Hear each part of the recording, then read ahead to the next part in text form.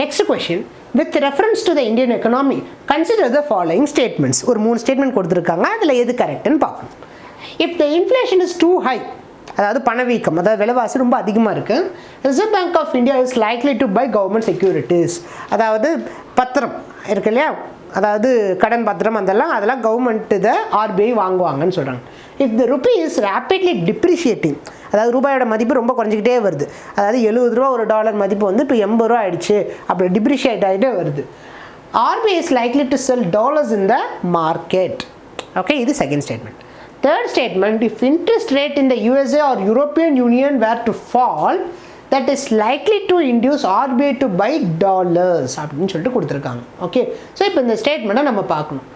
இப்போ இன்ஃப்ளேஷன் வந்து ரொம்ப அதிகமாக இருக்குது, அதாவது பணவீக்கம் அதிகமாக இருக்குன்னு வைங்களேன், அந்த செக்யூரிட்டிஸ், அதாவது ஓப்பன் மார்க்கெட் ஆப்ரேஷன்ஸ் அப்படின்னு சொல்லுவாங்க, அதாவது அந்த கவர்மெண்ட் செக்யூரிட்டிஸை செல் பண்ணால் இல்லை பர்ச்சேஸ் பண்ணணும். ஓகே, ஸோ அப்போ தான் அது இன்ஃப்ளேஷனை கண்ட்ரோல் பண்ணுறதுக்கான ஒரு மெஷராக இருக்க முடியும். ஓகே, இப்போ இன்ஃப்ளேஷன் ரொம்ப அதிகமாக இருக்குது அப்படின்னா என்ன அர்த்தம்? பணப்புழக்கம் ரொம்ப ரொம்ப அதிகமாக இருக்குது. இப்போ இந்த பணப்புழக்கம் அதிகமாக இருந்ததுன்னா கவர்மெண்ட் வந்து அந்த கடன் பத்திரத்தை கொடுத்து அந்த பணத்தெல்லாம் வாங்குவாங்களா, இல்லை கடன் பத்திரத்தை விற்று இன்னும் காசை அவங்களுக்கு டிஸ்ட்ரிபியூட் பண்ணுவாங்களா அப்படின்னு நம்ம இந்த இதில் நல்லா யோசிக்கணும். ஓகே, ஸோ இப்போ பணம் அதிகமாக இருக்குன்னா அந்த பணத்தெல்லாம் வாங்கிட்டு பத்திரத்தை கொடுக்குறாங்க.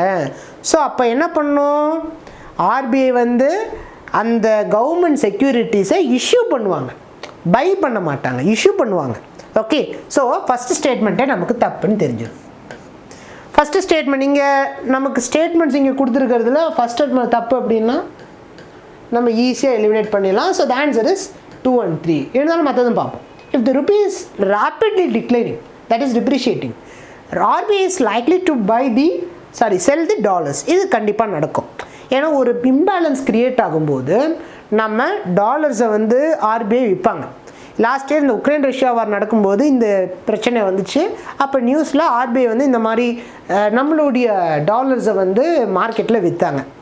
தேர்ட் வந்து பாருங்கள், இஃப் த இன்ட்ரெஸ்ட் ரேட் இந்த US or European Union or fall, அதாவது இங்கே இப்படி ஞாபகம் வச்சுக்கணும், நம்ம பேங்க்கில் நமக்கு அதிகமான அளவுக்கு கடன் கொடுக்குறாங்க அப்படின்னா வட்டி கம்மியாக இருக்கணும். ஓகே, வட்டி கம்மியாக இருந்தால் நிறைய பேர் கடன் வாங்குவான்.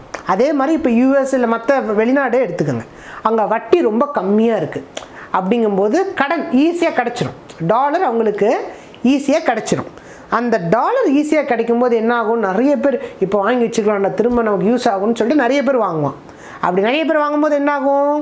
அது ஆர்பிஐ, அதாவது பேங்க்கு அப்புறம் ஆர்பிஐ டெப்ட் தான் போகும் ஃபைனலாக. ஏன்னா ஃபாரெக்ஸ் ரிசர்வ் மெயின்டைன் பண்ணுறது ஆர்பிஐ தான்.